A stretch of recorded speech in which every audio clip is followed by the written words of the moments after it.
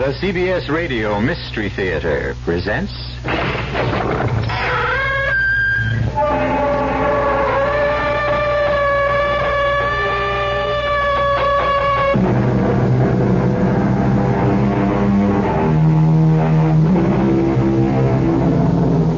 Come in.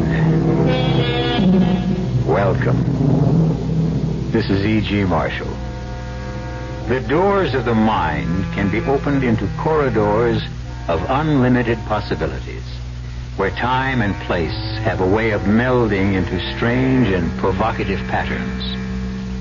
Most ghost stories take place in the dark of night, or when shadows are long and the moon is crossed by clouds. But we're about to meet a ghost at high noon, on a blistering hot day without a shadow in the sky.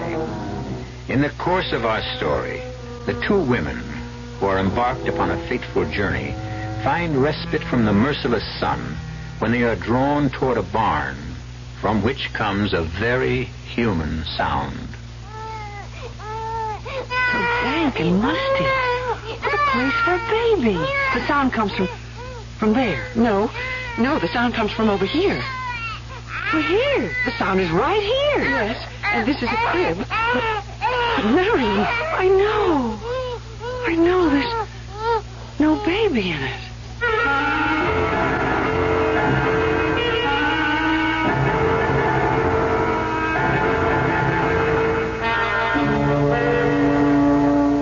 Our mystery drama, Ghost at High Noon, was written especially for the Mystery Theater by Elizabeth Pennell and stars Celeste Holm.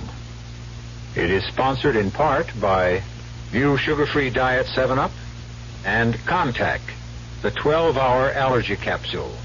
I'll be back shortly with Act 1.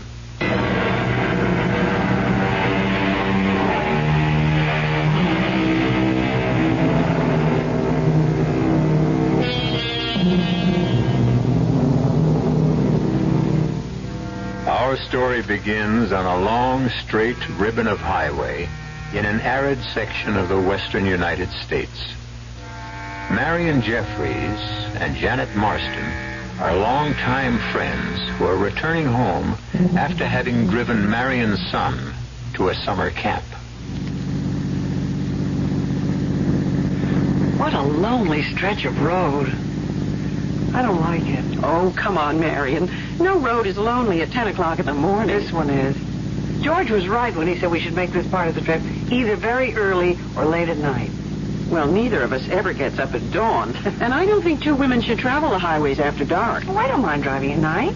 Well, then why didn't you say so yesterday? That motel we stayed in was certainly no prize. Well, not so bad. Anything to get away from home for a few days. Not from my point of view.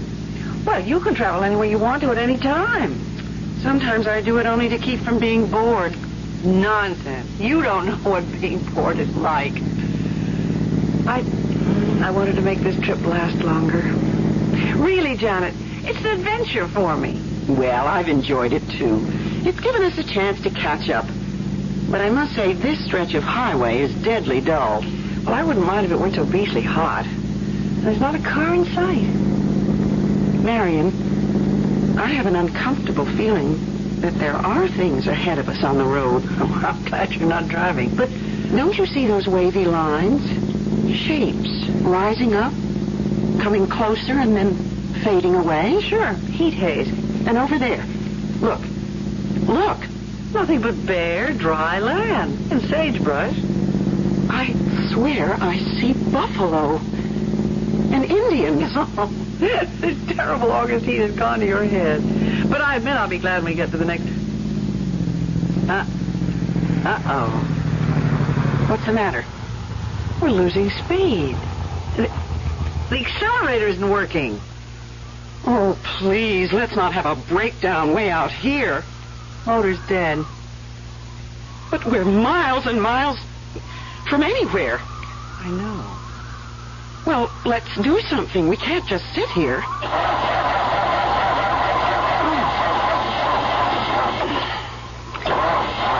I'm just running the battery down. Then we'll be in a worse mess. Are you absolutely sure we have gas? Well, of course I am. Look at the gauge. And you remember when we got it. I'll look under the hood. Isn't that what you're supposed to do? Well, if you know what you're looking for. Good Lord, feel that blast of hot air. You'd better get back in while I check the manual. It's here, somewhere in the glove compartment. Marion, it must be 110 out here. Ouch! What's the matter? The hood. It's so hot I can't touch it. Well, get back in the car while the air conditioning lasts. We just better let the motor cool off. Cool off? In this blazing sun? Hurry, close the door. So now what do we do? I feel so helpless not knowing about what makes a car run or stop running. George always says, oh, skip it. I'm going to study this manual and see what happens when a motor's overheated. Maybe if I put on these gloves. Gloves in this weather? Well, then I could open the hood and look for a loose wire or You something. stay here. We'll think of something. I'm thinking very hard. No barn, no tree. Marion, what if we really are... Take it easy, Janet. I said this trip was an adventure, so let's make the most of it. Then I suggest that we get out and start walking. Absolutely not. The best thing we can do is sit quietly here in the car. That's not my idea of an adventure. Someone's bound to come along. Janet? What? Look over there. Is your window closed tight? Make sure. It's a dust storm heading straight for us. That's not a storm. It's someone coming. But there's no road out there. Nevertheless, someone is coming. Well, they must be choking with dust. It's almost too thick to see us. We'll flag them. We'll flag them down. I'll get out and wave this scarf. Only, well, fantastic. It's horses. Janet, this is unbelievable. Look at what they're pulling. It's a mirage. It must be a mirage. No, they're real. Marion, you said I was suffering from heat. Not this time. You do see what I see, don't you? A covered wagon. And a man who looks at least 150 years old. Hey! Morning, ladies. Good morning. Who are you? I'm usually called Old Timer, but my name is George. That's my husband's name. I do not have the pleasure of knowing your husband, Miss Jeffries. How do you know me? I've come to take you and Miss Marston to the village. He knows my name, too. Of course, I know your names. And now, if you will both You will fix the car for us, won't you? Oh, I have no idea whatsoever how you propel these remarkable new conveyances. But you knew we were here. You must have come to help us. Oh, yes, I'm here to be of service. Come along, ladies. Mirado is expecting you. Mirado? Mirado is the town beyond the hill. What hill? Over that-a-way. Well, it's perfectly flat. You'll see the hill when we get to it. But a hill can't... Please, ladies, step into my wagon. But we don't want to step into your wagon. We would like to be on our way. This is your way. I don't think you understand. We're going in this direction, straight ahead, unless there's somewhere we can wait until help arrives. I have to get home. I mean, my husband's expecting me. Mr. Jeffries does not know what day this is. Well, we know what day it is, and both of us have to get back. We live quite a ways from here, but perhaps if I could call my husband... Oh, he would never hear you if you called from here, Miss Jeffries. Marion, I think this man is not quite right in the head. We don't want to bother you, Mr. Oldtimer. What we really want is just to be on our way in my automobile. Ladies, your automobile will never take you to where we're going. But we're not going anywhere with you. Mr. Oldtimer, I think it would be best if you'd be good enough to go back to your town and ask a mechanic. Mechanic? You know, a garage man. Someone who can fix an automobile. Why, no one in Mirado knows anything about automobiles. Marion, what are we going to do? I don't know. But if there is a town, as he says, I can't believe My orders they are don't... to take you to Mirado. What do you mean, your orders? Why, you have come to help us just as I'm here to help you. Well, then help us, will you, please? Aye, that's better. Come along. You cannot sit here in the sun. Well, he's right, Marion. And I'm getting terribly thirsty. At least we could get some water and find a telephone. A telephone?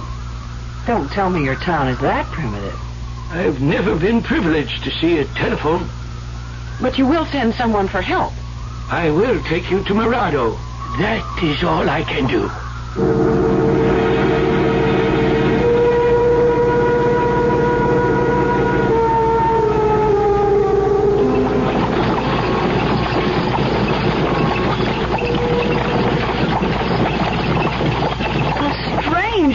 In a covered wagon. It's not nearly as uncomfortable as I thought it would be. That's your idea. At least the countryside is changing. It sort of lulls you. Why, look, Marion, there is a hill, and we're climbing. But the horses seem so tired and old. I mean, you think we're going to make it? We're almost there. Down in the valley. That's Mirado. Incredible. And Janet, look. There are houses. Houses. That means there must be water. We have a fine village pump. And people who can help us. But this town is not on the map. I've studied the map very carefully. It shows nothing. Look down there, Miss Marston. See for yourself. Not very big, is it?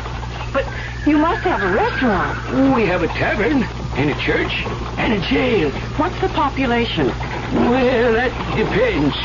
Get along there, Jezebel. The street, Janet. Janet, where are the people? It looks deserted. No one round at this time of day. Why, Janet, it's a ghost town. Yes, you could call it that. But surely you don't live here alone. Oh, no, indeed. Now, will you please take us? Oh, no. If you'll step down, ladies, you can get yourselves a drink at the town pump. I can hardly wait. Oh, this rusty old cup. But I'm thirsty enough to drink from anything.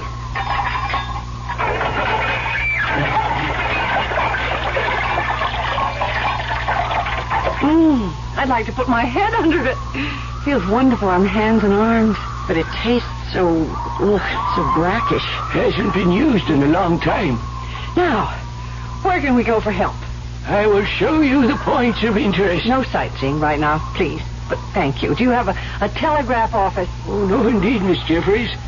Scouts used to take our messages, although there is now no reason to send a message. No reason? Tell us right now how to find someone who will go to the next town. Ladies, you are going to stay in Mirado. Well, I suppose we're going to have to for an hour or two. You have come home, Miss Jeffries. Oh, stop making jokes, Mr. Oldtimer. Mirado's a place where people stay forever. Stay? In this deserted place? We'll soon see about that. Let's go to the mayor or to the police chief or anyone in charge. You won't find them now. Not a soul till the stroke of noon. Why not? Someone must live in these houses. Where are the people? Asleep, Miss Marston. They're sound asleep. That store over there. Surely inside we'll find someone who... No one there yet, Miss Jeffries. Well, I'm going to look anyway. Will you come with me, Marion? Yes, but it's all so quiet and eerie. Not a sound. Oh, you'll hear sound, all right. In the barn, cross road, out in that field. What sort of sound? Find out for yourself. You're not being very helpful. I don't like this place. Mr. Oldtimer, you have some explaining to do. You said we were expected. You are, dear ladies, you are. Who are you? How did you know our names? It was destined that you were the ones to be chosen this time. What are you talking about, please, Mr. Oldtimer? Chosen for what? On the hottest day of the year, when the heat haze spreads across the desert, Mirado comes back to life and claims two people from the modern world.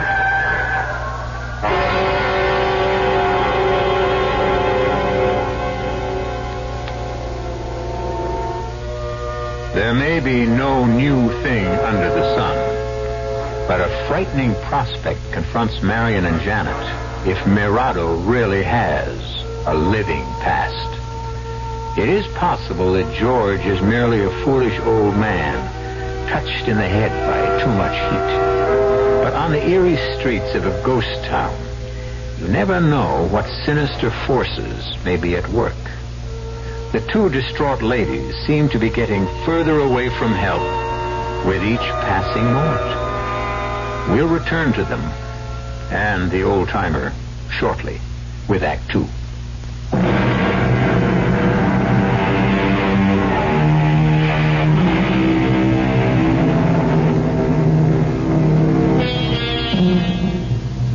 Stranded on a lonely stretch of road when their car broke down, Marion Jeffries and Janet Marston have been taken to the strange ghost town of Mirado.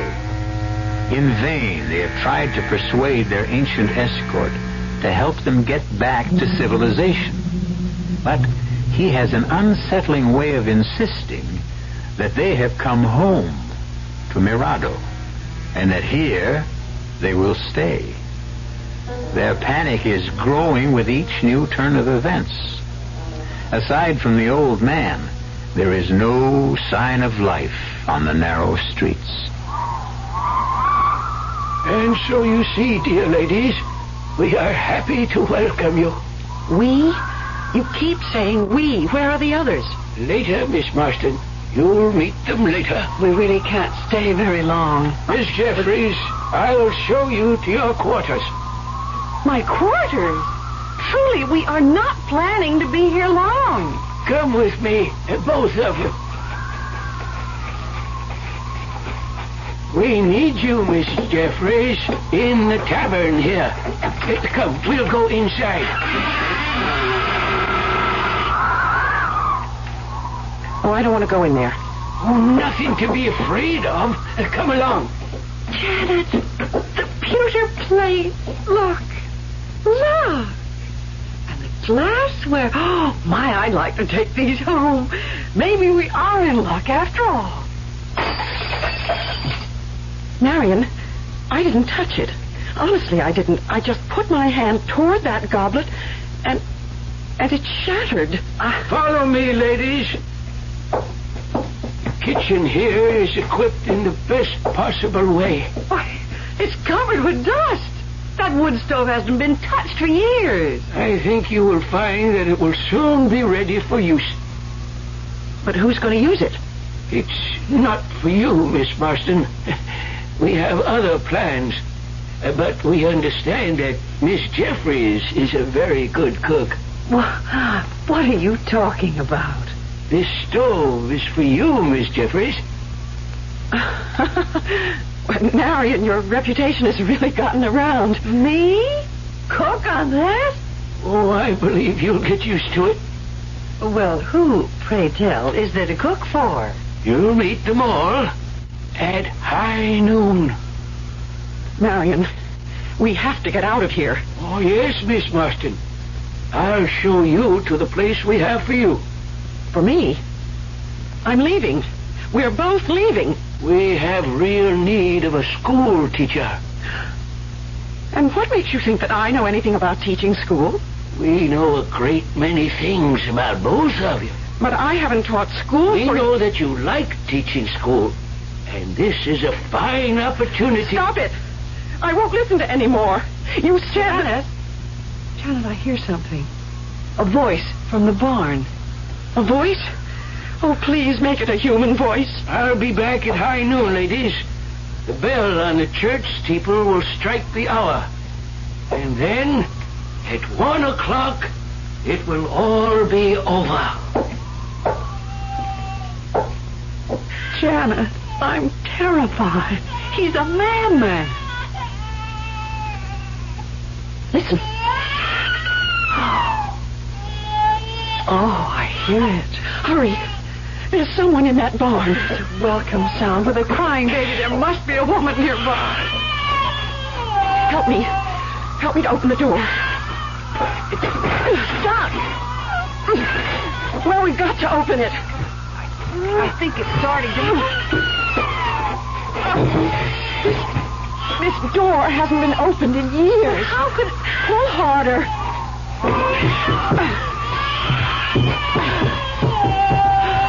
Oh, there. So dank and musty. What a place for a baby. The sound comes from over there. No, the sound comes from over here. Right here.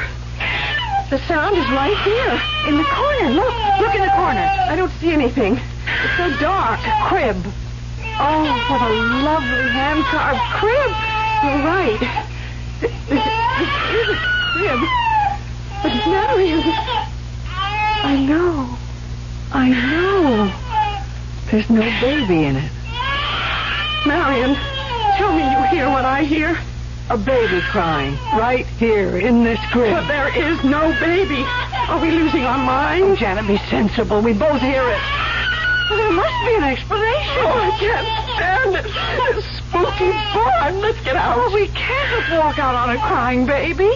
You look on that side, I'll go over here. But Marion, I'm frightened. I always was afraid of the dark. Janet, we've got to keep our heads. That baby must be here somewhere. It's weird. There's no sense to any of this. Now, come on. There must be something about the acoustics of this old barn.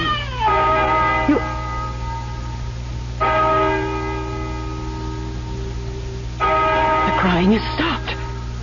Oh, Marion, I'm scared to death. Listen to that bell. 6, 7, 8. The old man kept talking about something happening at 12 o'clock. Let's get back to town. I tell you, I'm afraid. Well, you're the one who doesn't like the dark. We can't stay in here. But the baby that was crying.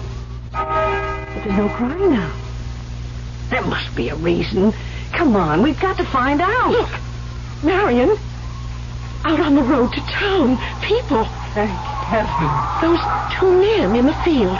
Let's go talk to them. How are They aren't moving. they? They look like statues.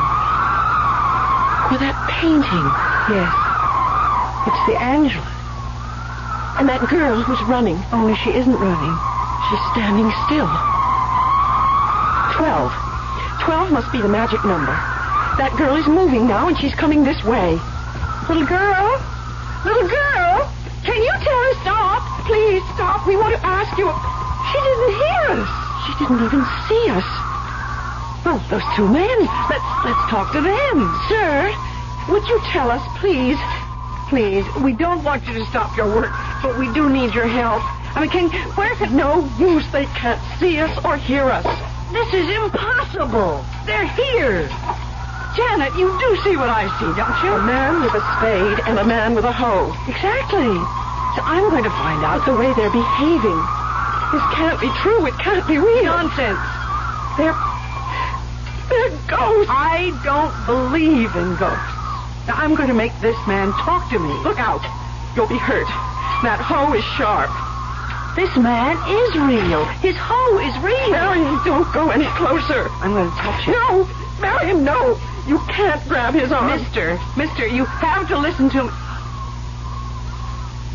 He stopped breathing. I'm not sure he ever was breathing. But he's standing there. His eyes. Look at his eyes. Let go of him. Can't be. It can't be. He's going right back to work again. What about the other man? No use. It would be the same thing. We can try. No. Marion, I can see the look in his eyes, too. He's dead. Just like the other one. Let's get away from here. Honey, where can we go? Well, I'm coming around to your point of view. We must be very calm and think this whole thing out very sensibly. Let's move as far as possible away from these robots. How about that hillside over there? Well, maybe if we sit down in the shade of a tree, we'll come to our senses.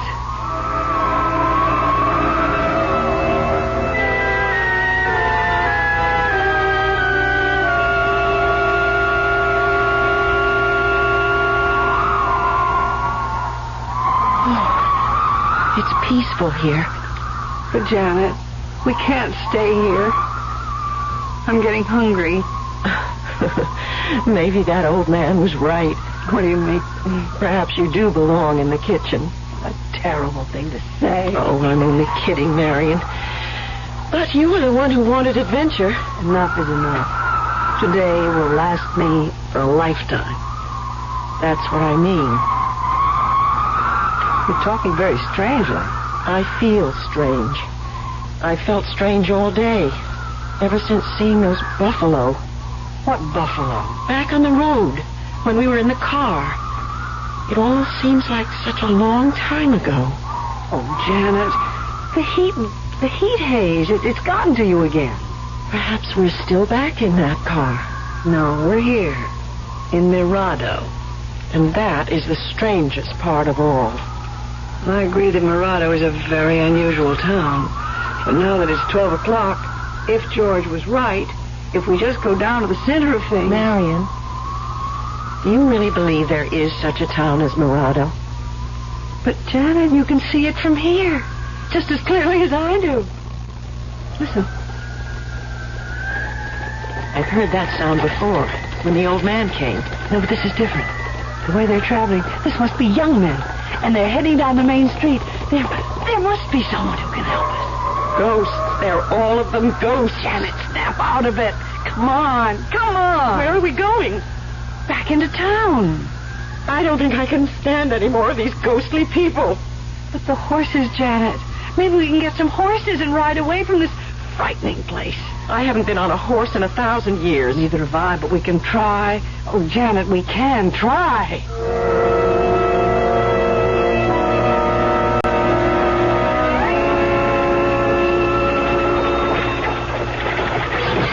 See? They all look so busy. What did I tell you? Siesta time is over. Everyone's awake now. They're far from awake, Marion. The blacksmith shop's over there. And that should be the place to find out about the horses. Hello, ladies. How are you getting along? It's the old-timer. Thank goodness, Mr. Oldtimer. George, please, we can talk to you. At your service, ladies. You'd better be of more service than you were the last time. Well, I know it was you who brought us here, but we simply don't understand. It's all very simple, Miss Jeffries. You heard the clock strike 12? Yes, we heard the clock, and we can see the people. I had my orders. Everything will work out within the hour. Good. Then you will take us back to civilization. Nothing of the sort. As I told you before, you're staying here. But we don't belong here. Those other people, they're ghosts. Told you over and over again. You have been selected. But you said at 12 o'clock we would understand. And that everything would be all right. It is, dear ladies, it is.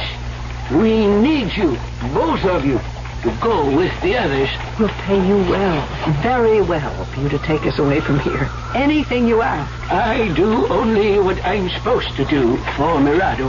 There is no such place as Mirado. Right before your eyes, Miss Marston. As you said yourself, it's a very busy town. Oh, Janet, come on. We're going to the blacksmith shop.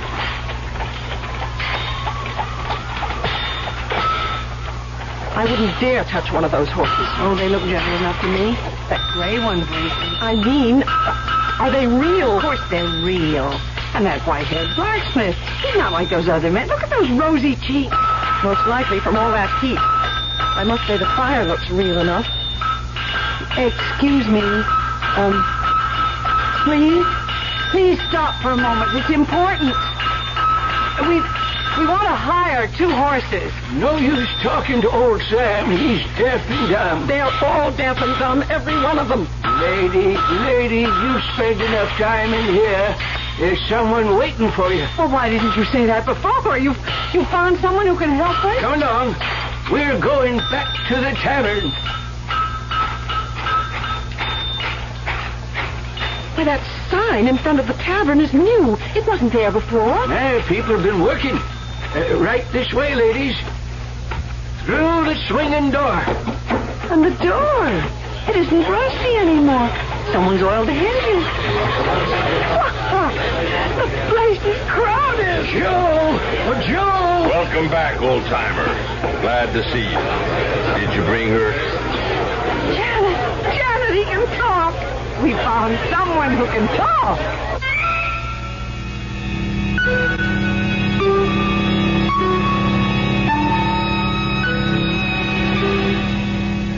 Well, things are looking up. Or are they? At least there seems to be one other living soul in Nerado. But why did Joe ask that question, did you bring her? Which one of the ladies does he mean?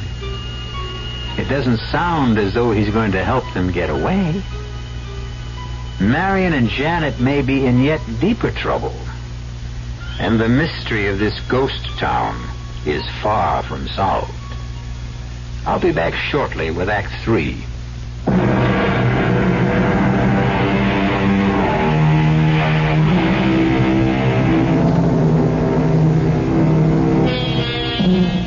At the stroke of noon, the little town of Nerado seemed to burst into life. The streets are crowded now as people come out of their houses and go about what looks like normal everyday business. And there are workmen in the fields. But something is wrong. If you or I should try to speak to these people, would they answer?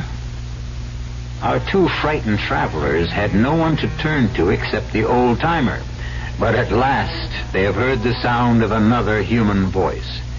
A man named Joe. I asked you, old-timer, did you bring her? I certainly did. She's right here. Marion, which one of us is he talking about? Mr. Joe? Is that your name? Did you explain to her that there is a great deal to be done? I tried. He didn't explain anything, Mr. Joe. You tell us. Oh, no use talking to him at this stage. He can't hear you. But he answered you. Why can't he talk to me? Not 1 o'clock yet. You're still in the other world. I'll make him talk. Your name is Joe. You run this tavern, and we need help. Old-timer, did you show her the kitchen? Marion, it's you he's talking We about. got plenty of complaints today about the food. Look at all the customers. Yeah, looks like a full house. Did you show her where everything is? Try to, but so far, she doesn't seem to quite understand. Oh, she will. You tell her we'll take real good care of her. Nobody ever any more popular around this town than the cook. What'd you say her name is? Miss Jeffries. You stop talking about me like that and talk to me. You hear? Like I told you, Miss Jeffries, he cannot hear you. He's got to hear me. Now, please, Mr. Joe. You look like a sensible man. You can tell us what this is all about, please. Well, George, got to be going. Trouble in the kitchen. See here. He can't see you either, Miss Jeffries. Not yet. You tell that new cook she's very welcome. You're going to like working for Joe. He's a fine gentleman. Stop it! I can't stand it anymore. Janet, that sad-faced woman in the corner. Let's ask No use. her. I already tried. Just like the rest. That's Miss Crawford, widow lady. You'll find her a very good friend when you get to know her. I want to know her right now, right this minute. You must be patient, dear lady. Not now. We're on our way to the schoolhouse.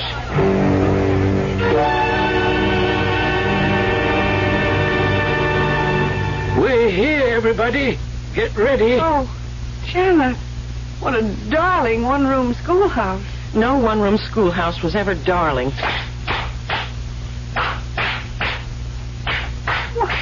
These children are charming. What do you think of them, Miss Marston? Well, they all look like normal, healthy children to me. Only I know they're not. Oh, I don't know from minute to minute what to believe anymore. You'd better believe, Miss Marston. The children are doing this especially for you. They look as though they're singing. They are. And very nicely, too. Well, then why can't I hear them? Why? In time. You'll hear them when you are their teacher. But I'm not going to be their teacher. Miss Marston, our teacher is old, as you can see. All the children have learned songs and games. I didn't think anyone still used those little bells. What are they going to do now? I think it's time for arithmetic. Oh, what a bright-looking little girl. The one going up to the blackboard. There. You see? 7 times 9. 7 times 9 does not equal 56. That's just what I mean, Miss Marston. But that teacher is nodding her head. This is outrageous. Just as I told you. We need someone like you around here. Why, I'm going up to that blackboard and put her straight. Oh, no, Miss Marston. You can't do that yet. But I'm going to. Don't do it, Miss Marston. Children, this number on the blackboard is wrong. Here's the way it goes. Oh, dear, this chalk, the chalk won't write on the blackboard. Don't worry, Miss Marston. Here, young lady, you take the chalk and I'll show you the right answer. They've gone back to that game. Here, now I want to show you something. It's no use, Miss Marston. None of them can see you. Well, then why did you bring me here? So you'd know what to do later on. You keep saying that. We've been looking for someone like you for a long time, Miss Marston. And you've come to us at last. You will be there, teacher. You must be joking. Everything is a ghastly, hideous joke. That will be enough, children. It's time for us all to go. Marion, I have a feeling that the stage is being set for some tremendous catastrophe. The hour is approaching, and I must get to my station. Old-timer, please don't leave us. George, you're our only hope. It's 1 o'clock. Hurry, run to the town hall. Marion, listen. I heard the clock strike 1, but the people, they're all talking now. All of them. And they can see us. Look, they're beckoning to us. Let's catch up. It's dusty. Storm. The beginning of a terrible storm. Look over there. I told you. What did you tell me? This morning when I saw those buffalo and the Indians. The town hall. Hurry.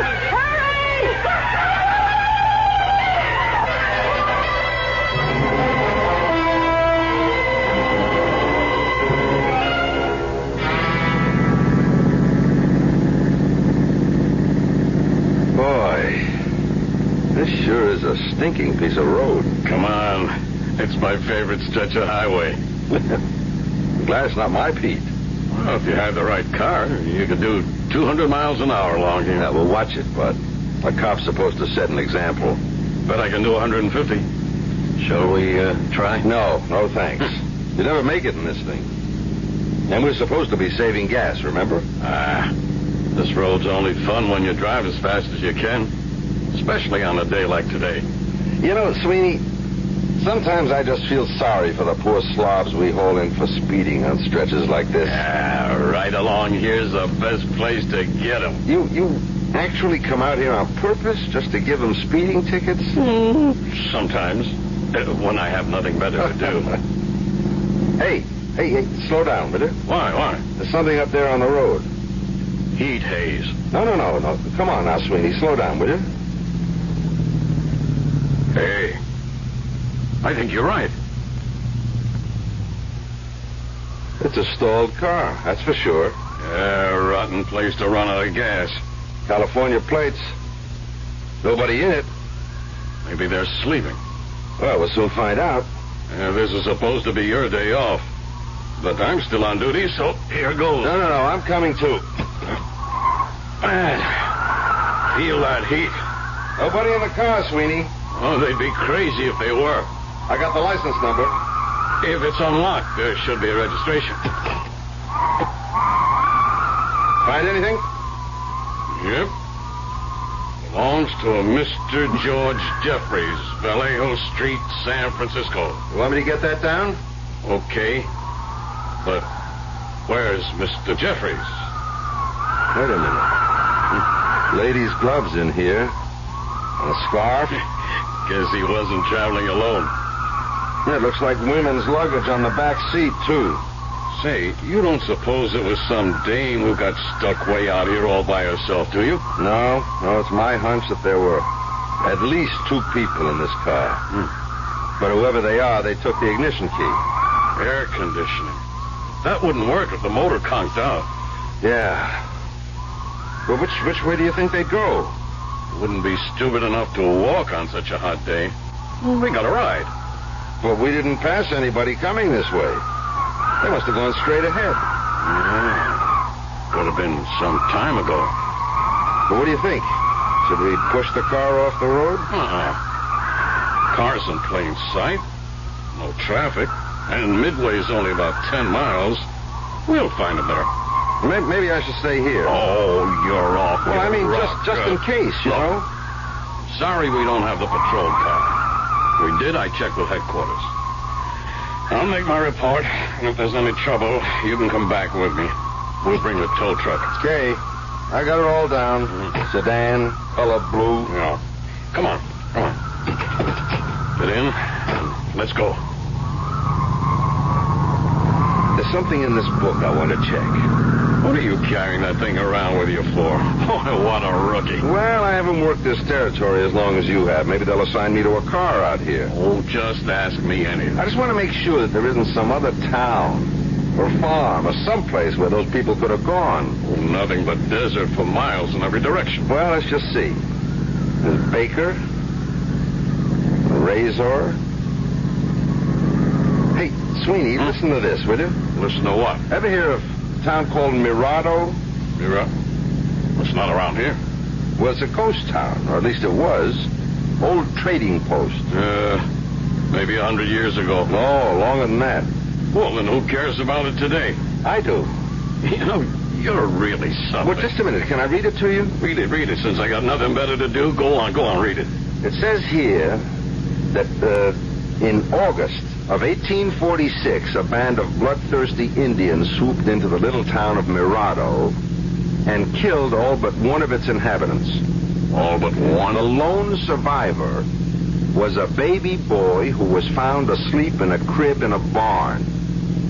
There is a legend that once a year, the residents of Mirado come back to haunt the place. Now, what do you think of that? I think it's poppycock, made up for the tourist trade. Hey, look over there, that great big spiral of smoke. Oh, Johnson, you're a fool. That's a dust storm, and it's coming our way. Come on, step on it. If anyone else drove as fast as I'm about to, even you would arrest him for speeding.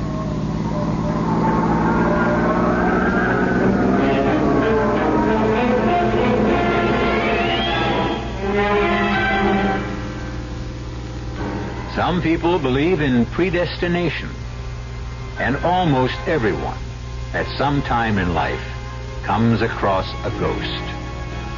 Our traveling ladies may have met with an unfortunate accident, or perhaps they really were sojourners in time who found a better, or at least a different place to fit into the scheme of things. The ghosts of times past are all around us, and legends persist. The present is made up of the past, and a clock of one century tells time in another. I'll be back shortly.